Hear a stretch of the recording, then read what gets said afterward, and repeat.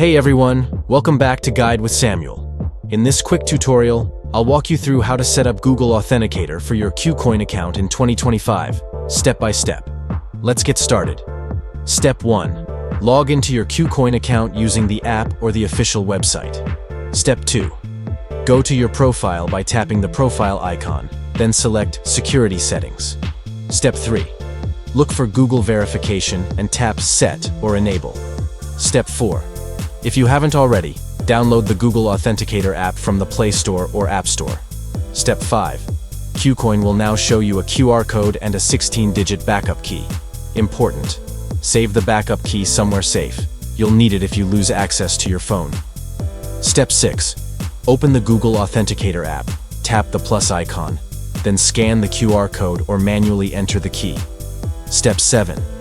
Back in KuCoin, enter the 6-digit code from the Authenticator app to verify and complete the setup. And that's it. You've successfully added two-factor authentication to your KuCoin account for added security. If you found this helpful, hit like and subscribe for more guides here on Guide with Samuel.